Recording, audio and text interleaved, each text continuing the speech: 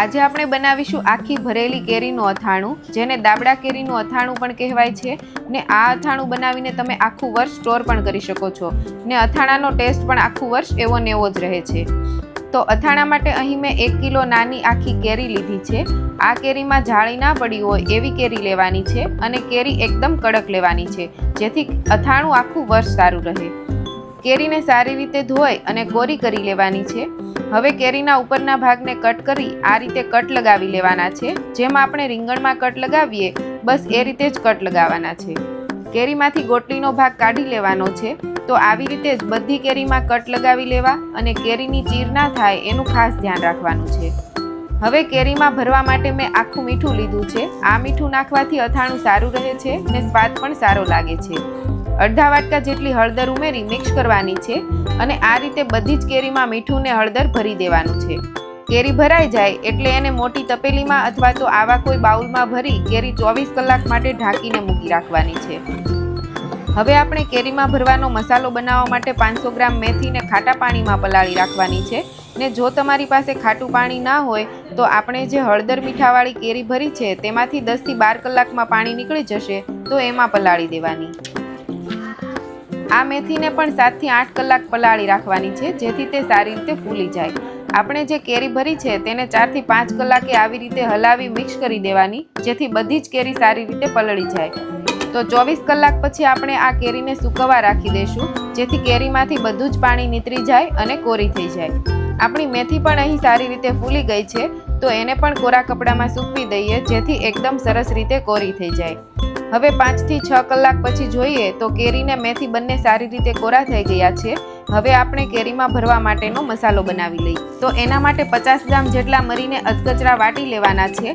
આ અથાણામાં ખરેખર તો મરીનો સ્વાદ જ એટલો સરસ લાગે છે ને, જેથી અથાણું ખાવાની મજા પડે છે. હવે આપણે તપેલીમાં લેયર કરીશું. તો સૌથી પહેલાં અડધી મેથીનું આ રીતે લેયર કરીશું. તેની ઉપર મેથીના કુરિયાને 2 ચમચી વાટેલા મરી નાખીશું. હવે ફરીથી જે અડધી મેથી બાકી છે એને પણ આ રીતે જ લેયર કરી ઉમેરીશું ને ઉપર ફરી પાછા મેથીના કુરિયા ઉમેરીને લેયર કરીશું. મેથીના કુરિયા મેં 100 ગ્રામ જેટલા લીધા છે. તમે તમારી રીતે જેટલા લેવા હોય તેટલા લઈ શકો છો. હવે ખાંડેલા મરીને પણ આ રીતે પાથરી દેવાના છે. ત્યારબાદ 7 થી 8 સૂકા મરચાં પણ એડ કરવાના છે. અને હવે લાસ્ટમાં હું ઉમેરીશ 3 મોટી ચમચી જેટલી હિંગ.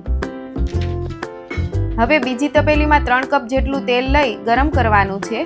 તેલને એકદમ સારી રીતે ગરમ કરવાનું છે. એટલે તેલ ગરમ થાય ત્યારબાદ લવિંગ ને તજ ઉમેરી દેવાના અને